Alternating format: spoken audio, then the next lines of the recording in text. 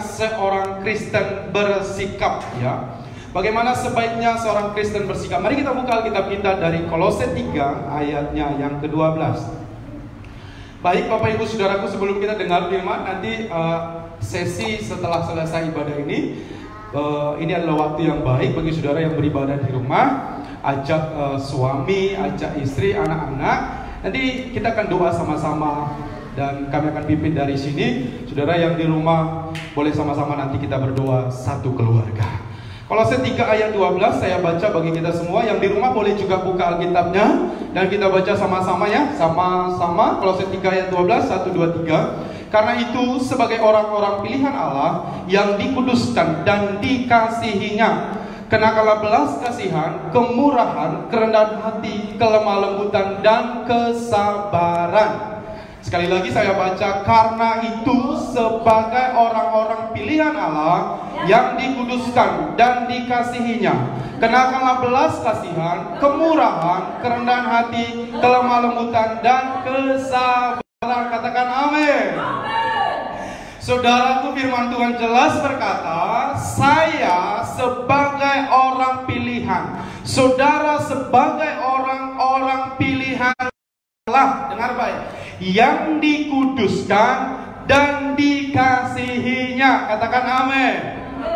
Katakan bersama dengan saya orang pilihan Allah. Saya orang pilihan Allah. Yang lebih mantap katakan, saya orang pilihan Allah. Saya orang pilihan Allah. Haleluya.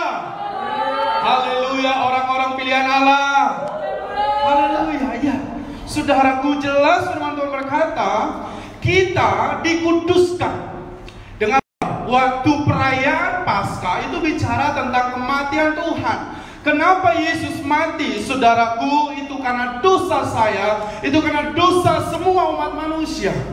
Dan oleh karena dosa kita, firman Tuhan berkata, Dia rela memberikan nyawanya.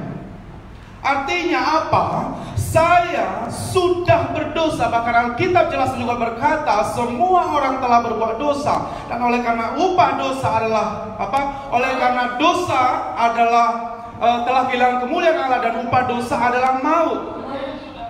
Jadi saudaraku yang dikasihi Tuhan Yesus, tetapi kita telah dikuduskan. Sama-sama berkata, dikuduskan. Jadi yang tadinya di dalam dosa, tapi oleh karena kasih karunia Tuhan, saya dan saudara dikuduskan. Bahkan lebih mantap lagi, Alkitab berkata, dikasihinya. Haleluya. Jadi ternyata saudaraku, Tuhan tidak hanya menebus saya dari dosa saya, Tuhan tidak hanya menebus dosa saudara dari dosa saudara, tetapi saudara, Alkitab berkata, saudara dikasihi Tuhan. Haleluya. Saudara, kalau saya ini kan sebagai masih saudaraku, masih lajang saudara. Ketika seseorang wanita, ini sebagai contoh saudara, saya kasihi, maka pasti dia akan bangga, berbahagia gitu ya Bapak Ibu. Enggak ya? Sebagai contoh suami istri saudara, kalau istri dikasihi suami, maka istri itu akan senang saudara. Dan Alkitab berkata kita dikasihi Tuhan gitu loh. Walau kita di dalam dosa, walau kita penuh dengan dosa, tapi karena dikasihinya, saya mau katakan gini, hidup kita hidup yang menggairahkan. Haleluya. Saudara, hidup yang penuh dengan semangat, hidup yang penuh dengan passion. Karena apa? Karena kita dikasihi. Sebenarnya gak layak dikasihi gitu loh, tapi karena besar kasih Tuhan, Dia mengasihi kita. Yang pertama sekali saudara, apa yang perlu kita perhatikan dari ayat ini? Akuilah siapa Anda di dalam Tuhan. Saudara perlu menyadari bahwa saudara adalah orang-orang pilihan Tuhan. Amin. Mungkin orang akan berkata, atau mungkin setan berkata kepada saudara, kamu orang berdosa gitu loh, kamu jatuh, kamu begini, kamu gak layak. Tapi dengar baik, saudara perlu menyadari bahwa saudara pilihan Tuhan. Amin. Haleluya. Pilihan Tuhan itu saudaraku, ya, dalam bahasa Greek disebut eklotoi, ya, bahasa Inggrisnya chosen, ya, pilihan.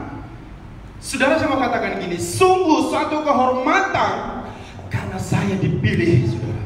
Karena saudara dipilih, katakan amin. Amin. Itu suatu kehormatan gitu loh.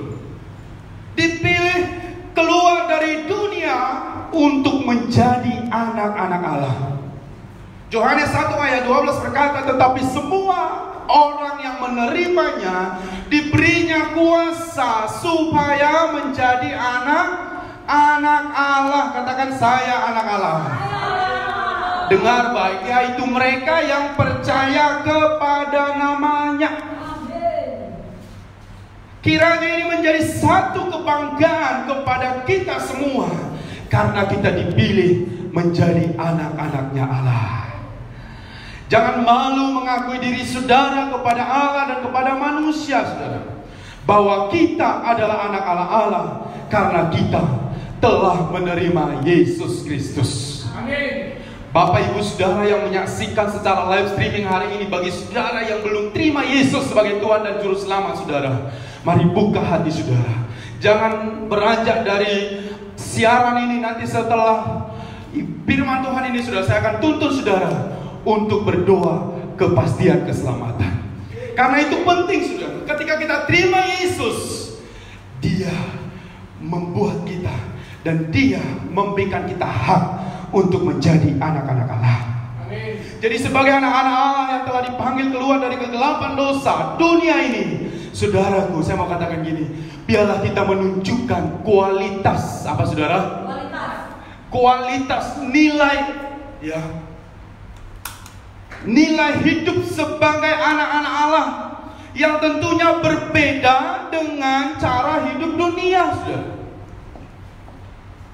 Jangan lagi hidup sama seperti orang hidup secara dunia. Kalau dunia hari ini dilanda yang namanya ketakutan oleh karena situasi, dengar Bapak Ibu, saya mau katakan anak-anak Tuhan tidak boleh takut. Haleluya. Situasi boleh sama, tapi saya dan saudara tidak boleh takut. Kenapa? Karena kita harus menunjukkan kualitas nilai berbeda dari orang-orang dunia. Itu yang pertama, saudara. Kata sebagai pilihan Allah, saudara, dikatakan tadi kita yang dikuduskan, dikasihi. Yang bukti bahwa iman kita sejati adalah keinginan kita untuk hidup suci. Saya mau ngajak kita, Bapak Ibu Saudara, mari kita suka, mari kita rindu untuk hidup benar, untuk selalu hidup di dalam jalan-jalan Tuhan. Amin.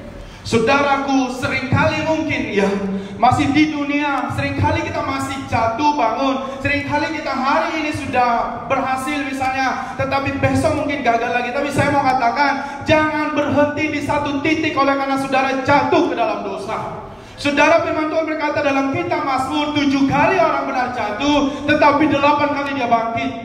Artinya apa? Saudaraku, walau mungkin kita jatuh ke dalam dosa, walau mungkin jatuh di dalam kegagalan, 4-35. Firman Tuhan berkata, aku memberikan perintah baru kepada kamu, yaitu supaya kamu saling mengasihi. Sama seperti aku telah mengasihi kamu, demikian juga pula kamu harus saling mengasihi. Saudara, firman Tuhan ini berkata, ya, aku, Yesus, memberi perintah baru. Tadi saya waktu merenungkan firman Tuhan ini, kenapa ya Tuhan kasih apa? Luar biasa. Jadi kalau Tuhan berkata hendaklah kamu saling mengasihi, itu adalah perintah yang luar biasa. Katakan amin. Haleluya. Kemudian perintah itu bersifat kekal, begitu baru dan akan selalu tetap begitu dan tidak pernah usang, saudara. Jadi kalau Tuhan berkata mengasihi, itu perintah baru, itu sifatnya kekal, saudara. Dan kita tahu bahwa kasih Allah itu, Allah itu adalah kasih, saudara. Firman Tuhan berkata juga, saudara, iman pengharapan akan berlalu, akan berakhir, tapi kasih tidak berkesudahan. Haleluya. Maka itu adalah perintah baru, perintah yang benar-benar baru, saudara. Jadi mari kita saling mengasihi. Haleluya. Ya saudara, saling mengasihi. Ayat 35, dengan demikian semua orang akan tahu bahwa kamu adalah murid-muridku, yaitu jikalau kamu saling mengasihi.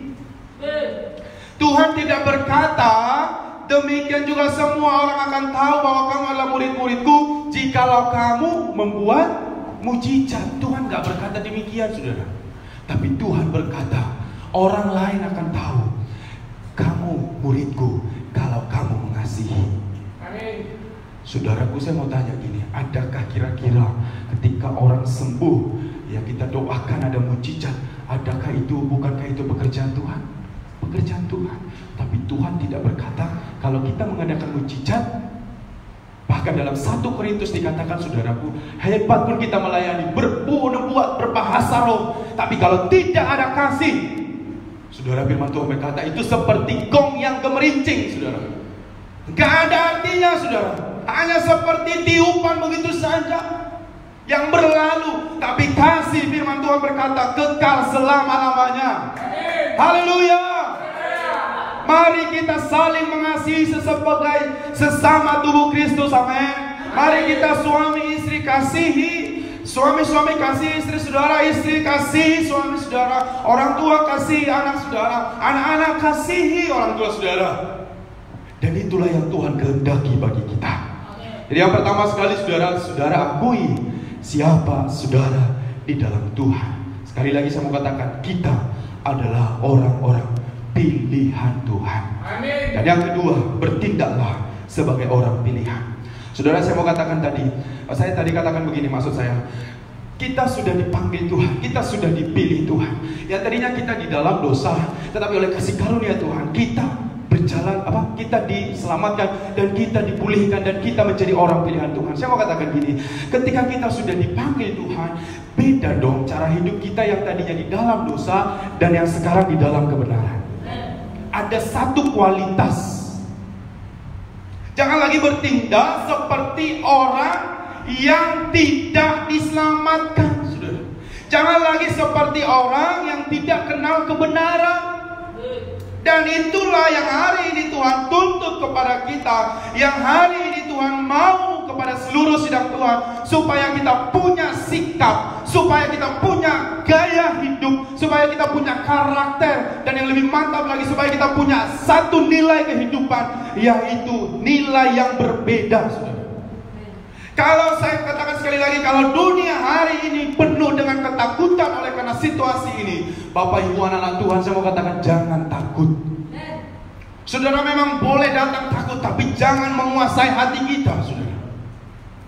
Bukan, saya tidak berkata saudara tidak ada datang ketakutan. Semua orang pasti dilanda ketakutan, tapi jangan izinkan ketakutan itu menguasai hidup saudara. Amin. Haleluya. Orang-orang mungkin sekarang ini, saudaraku, bahkan sama sekali mereka sangat takut sekali dengan masa depannya, saudara. Takut dengan keuangannya, ya. Tapi sekali lagi saya mau ingatkan saudara, Tuhan sudah siapkan masa depan yang penuh harapan bagi kita. Saudara hanya perlu percaya, amin. Kalau mau kasih tepuk tangan yang terbaik bagi Tuhan Yesus. Haleluya.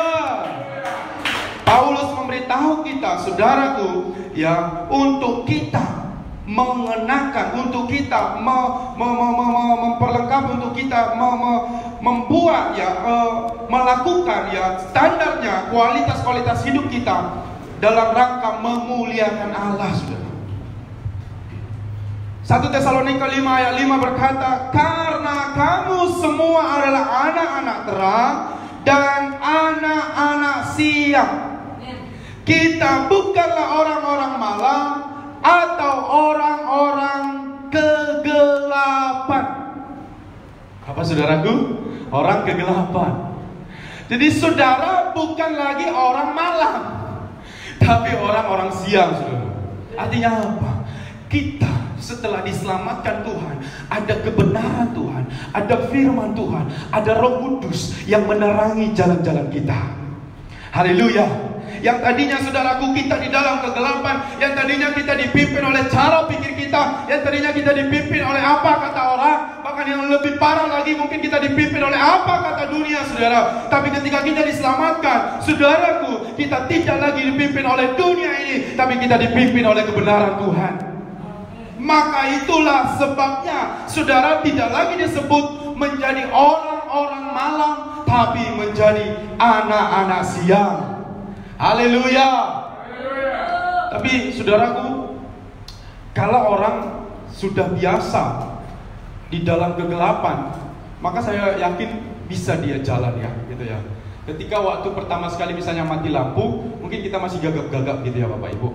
Tapi setelah lama, mungkin 5 menit, 10 menit, sudah, maka kita akan bisa jalan di dalam kegelapan. Betul ya? Kadang-kadang kita begitu Bapak Ibu, gak lagi tahu kita mana kebenaran.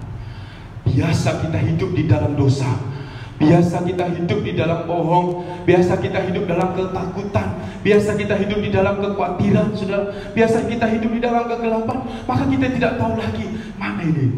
Udah gimana ya? Ya sudah gitu aja, udah lempang dia jalan gitu, saudara. Saya mau katakan Bapak Ibu, mari tinggalkan perbuatan-perbuatan kegelapan yang dilarang oleh Tuhan. Katakan amin. Kualitas hidup kita harus berbeda dengan kualitas hidup orang yang belum diselamatkan. Buktinya apa? Waktu Yesus, saudaraku, dia selamatkan kita. Firman Tuhan berkata, dia kasih yang namanya Roh Kudus, ya. Kalau dalam bahasa Inggrisnya bowels of compassion gitu ya. Bowels of compassion, ya. Semangat yang dari dalam, ya, ada roh yang Tuhan taruh di dalam saya, di dalam saudara, dan itu sifatnya kekal.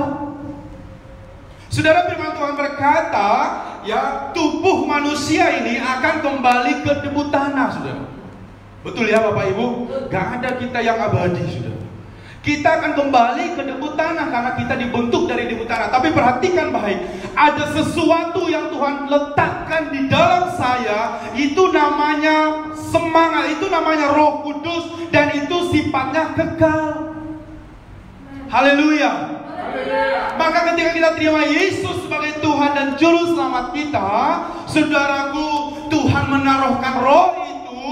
Dan dengar baik, saudara, walau nanti badan kita, tubuh yang fana ini kembali ke tanah, tapi roh kita akan kembali ke surga. Maka pastikan diri saudara terima Yesus, hidup di dalam kebenaran, dan kelak saudara meninggalkan dunia ini, saudara masuk surga. Haleluya.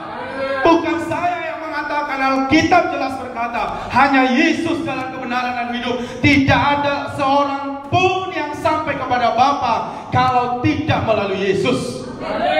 Jangan saudara berkata, aku rajin ke gereja, aku melayani, aku banyak hal saudara yang kita buat, aku kaya. Bahkan kekayaan kita tidak bisa menyelamatkan kita, saudara. Bahkan jelas berkata, saudara, ada pemuda di dalam Alkitab, firman Tuhan berkata, dia kaya. Tapi Alkitab berkata, dengan apakah nyawamu, ya, dengan apakah engkau menyelamatkan nyawamu, katanya, saudara. Jadi tidak dengan kekayaan kita, tidak dengan kehebatan kita, bahkan tidak dengan hebatnya kita melayani, tapi karena Yesus yang menyelamatkan kita. Haleluya. Haleluya. Dan saudaraku, saya mau katakan gini, ya, bowels of compassion itu artinya, saudaraku, ya, mengacu kepada bagian di dalam tubuh, misalnya jantung, paru-paru, kemudian apa lagi, ginjal, itu adalah bagian-bagian penting dalam tubuh. Haleluya. Bayangin Bapak Ibu, ketika jantung saya tidak berfungsi dengan normal, apa yang jadi, saudara? Maka hari ini saya tidak bisa berkhotbah dengan baik. Ketika paru-paru saya, saudaraku, sudah dalam stadium 3, kalau misalnya contohnya, saudara, maka saya akan bernapas. Saudara akan terganggu ketika saya cakap. Bagian yang penting itu, saudara, ya, demikian roh yang Tuhan sudah taruhkan di dalam hidup kita, semangat yang Tuhan sudah kasih di dalam hidup kita, kalau itu tidak dirawat, kalau itu tidak dinyalakan, kalau itu tidak dikasih makan bertumbuh, saudara, bagaimana keadaan rohani kita? lemas-lemas saudara. Jika ayo kita berdoa, hamu maju kata orang Batak saudara. Kalian dulu, kenapa? Roh yang di dalamnya, semangat yang di dalamnya, Roh Kudus yang kekal itu yang ada di dalamnya tidak sehat. Sama seperti jantung gak sehat, gak bisa bernapas dengan baik loh. Haleluya. Itu sebabnya semangat itu penting dalam kehidupan kita, sehingga diumpamakan sebagai bagian vital. Semangat saudara datang dari persekutuan dengan Tuhan. Karena itu penuhlah dengan Roh Kudus.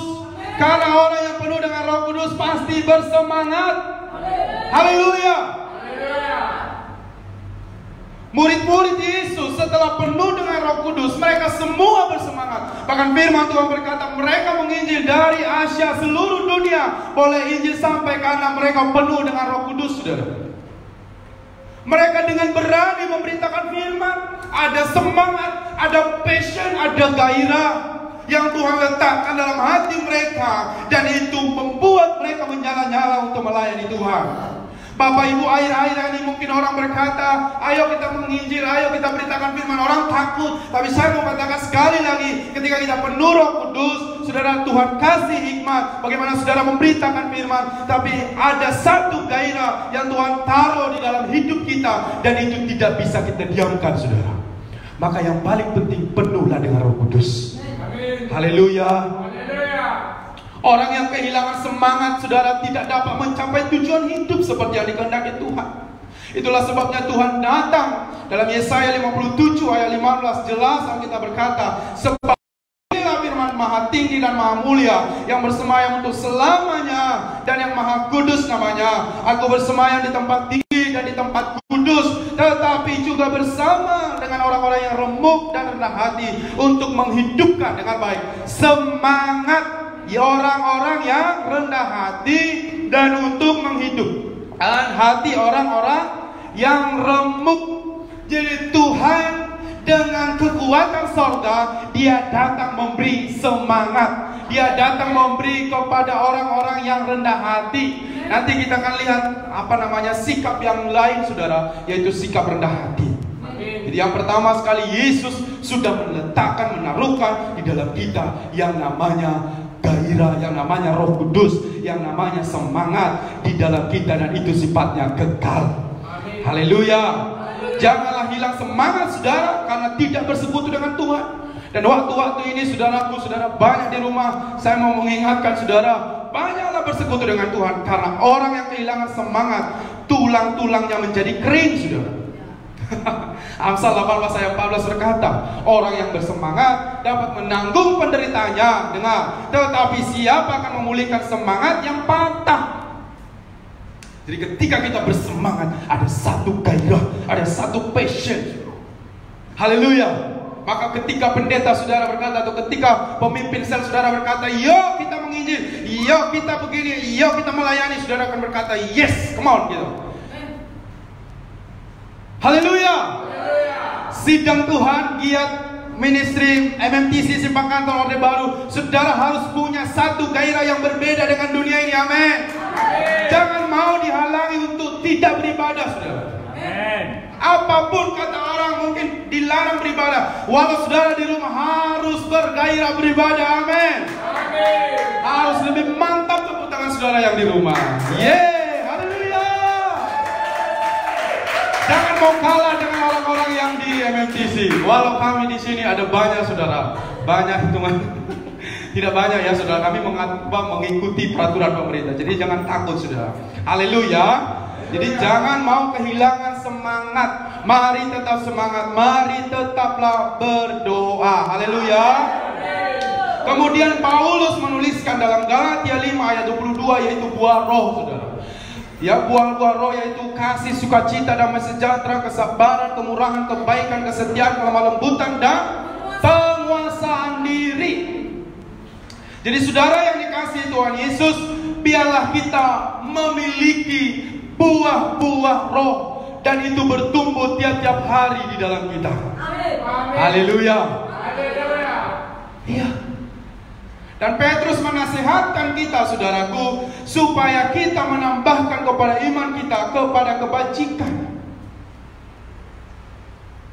Jadi tadi yang pertama sekali, roh Tuhan Yesus sudah menaruhkan roh yang semangat di dalam hati kita. Dan yang kedua, kita harus bertumbuh di dalam buah-buah roh. Amin. Haleluya. Harus saling mengasihi. Amin. Kemudian kerendahan hati, ya. Ini berarti, saudaraku, kita menganggap diri kita sendiri menjadi rendah. Artinya apa? Yang lain yang utama, yang lain yang terpenting. Haleluya. Itulah rendah hati, saudara. Ya, jangan kita menganggap diri kita penting dan kita mengabaikan yang lain. Orang-orang yang rendah hati, saudaraku, firman Tuhan berkata, Matius, ya, belajarlah kepadaku, ya, pikulah yang kupasang, belajarlah kepadaku karena aku lemah lembut dan rendah hati, dan jiwamu akan mendapat ketenangan. Dan orang yang rendah hati dikasihi oleh Tuhan, saudara. Haleluya. Tapi Alkitab berkata orang congkak akan diapain, saudara? Allah menentang orang congkak. Jadi ketika kita congkak, kita sedang membuat permusuhan dengan Tuhan. Tapi ketika kita rendah hati, Tuhan mengasihi kita. Haleluya. Haleluya, orang-orang yang rendah hati. Haleluya, orang-orang yang dikasihi Tuhan. Iya, saudara. Dan kita belajar daripada Yesus, saudara. Dia mengutamakan manusia daripada dirinya sendiri. Sehingga dalam Filipi dikatakan, dia rela meninggalkan sorga yang penuh dengan kemuliaan. Ya, saudara. Dia memberikan hidupnya. Dia memberikan nyawanya sendiri. Dan dia memberikan, ya, tak meninggalkan tahtanya. Dan dia mau mati di kayu salib. Jadi kita harus belajar dari Tuhan Yesus yang rendah hati. Amin. Haleluya. Yakobus 4 ayat 6, tetapi kasih karunia yang dianugerahkannya kepada kita lebih besar daripada itu. Karena itu ia katakan, Allah menentang orang yang congkak, tetapi mengasihi orang yang rendah hati. 1 Petrus 5 ayat 5, demikian jugalah kamu, hai orang-orang muda, tunduklah kepada orang-orang tua, dan kamu semua rendahkanlah dirimu seorang terhadap yang lain, sebab Allah menentang orang yang congkak, tetapi mengasihani orang yang rendah hati. Jadi ada banyak firman yang menjelaskan, yang menerangkan supaya saya dan saudara rendah hati. Amin. Dan selanjutnya, saudaraku, ialah kelembutan.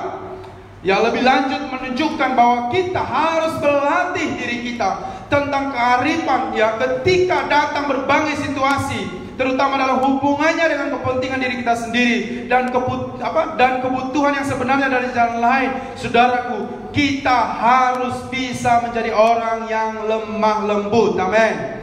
Kelembutan yaitu pengekangan yang terpadu dengan kekuatan dan keberanian, menggambarkan seorang yang bisa marah pada saat diperlukan dan bisa tunduk dengan rendah hati apabila diperlukan. 2 Timotius 2 ayat 25, dan dengan lemah lembut dapat menuntun orang yang suka melawan, sebab mungkin Tuhan memberikan kesempatan kepada mereka untuk bertobat dan memimpin mereka sehingga mereka mengenal kebenaran. Jadi sikap selanjutnya yang Tuhan mau bagi kita, saudara, lemah lembut. Haleluya. Yang pertama tadi Tuhan taruh di dalam hati kita, yaitu Roh Kudus. Dan yang kemudian, saudara, Tuhan mau kita, ya, melakukan kebaikan, kemudian rendah hati, dan kemudian kelemah lembutan, saudara. Dan ini yang Tuhan mau di dalam hidup kita. Haleluya. Lagi kasar, jangan lagi sama seperti sebelum mengenal Tuhan. Kalau dulu sebelum mengenal Tuhan, cakapnya masih kebun binatang semua, saudara. Tapi setelah kenal Tuhan, jangan lagi dong. Haleluya. Haleluya. Kalaupun kita dibuat orang emosi, tidak perlu ucapkan yang tidak baik, saudara. Itulah perlu kita, Roh Kudus, untuk menahan diri kita. Kalau kita pribadi sudah nggak mampu, maka Tuhan kasih namanya Roh Kudus yang bisa mengekang kita, saudara, yang bisa mengingatkan kita. Haleluya. Haleluya. Dan yang terakhir saudara, bantu orang lain. Mari kita praktekkan yang sudah kita dengar tadi. Kolose 3 ayat 13. Sabarlah kamu seorang terhadap yang lain, dan ampunilah seorang akan yang lain. Apabila yang seorang menaruh dendam terhadap yang lain, sama seperti Tuhan telah mengampuni kamu, kamu perbuat jugalah demikian. Jadi saudara yang dikasihi Tuhan Yesus, mari kita praktekkan semua apa yang tadi kita sudah dengar. Kita saling mengasihi. Haleluya. Haleluya. Rendah hati, lemah lembut, menguasai diri kita, sabar terhadap yang lain, ampuni seorang akan yang lain. Apabila yang seorang menaruh dendam terhadap yang lain. Kalau dulu cara hidup kita, orang menyakiti kita, maka kita akan balas dendam, saudara. Kalau engkau baik, maka baik. Tapi kalau engkau jahat, saya lebih jahat lagi. Itu banyak prinsip orang dunia, saudara. Tapi kita anak Tuhan, disakiti, saudara, firman Tuhan berkata, ampuni. Ya baik saudara, diampuni. Gak ada Alkitab mengajarkan kita membalas kejahatan dengan kejahatan. Bahkan lebih mantap lagi, saudaraku, taruhkan bara di depan, di atas kepala musuhmu, saudara. Artinya apa? Kita harus mendoakan musuh kita, kita berkata. Jadi standar hidup kita, nilai kekristenan berbeda dan jauh di atas dunia ini, saudara. Jadi kalau dunia berkata, kalau kau baik aku baik, kalau kau jahat aku lebih jahat. Tapi firman Tuhan berkata, ampunilah seorang yang akan yang lain apabila seorang menaruh dendam terhadap yang lain. Sama seperti Tuhan telah mengampuni kamu, kamu berbuat jugalah demikian. Jadi Tuhan mau kita saling mengasihi. Tuhan mau saling mengampuni. Suami istri mengasihi, anak-anak kasihi orang tua saudara. Haleluya. Istri kasihi suami saudara, suami kasihi istri saudara. Ada satu kasih agape yang ada di dalam keluarga, dan itu yang Tuhan mau, saudara. Dan ketika bersalah istri, suami jangan menjudge dong, jangan menghakimi. Saudara, bawa dia kepada kasih Tuhan. Haleluya. Ya, karena Tuhan sendiri pun telah mengampuni kita. Saya mau ingatkan juga, dalam pelayanan saudara, seringkali orang bersalah, kita langsung menjudge dia. Saya mau ingatkan saudara, Tuhan tidak pernah berikan kesempatan kepada kita untuk menjadi hakim. Biarlah kita mengalirkan kasih kepada banyak orang. Amin. Haleluya.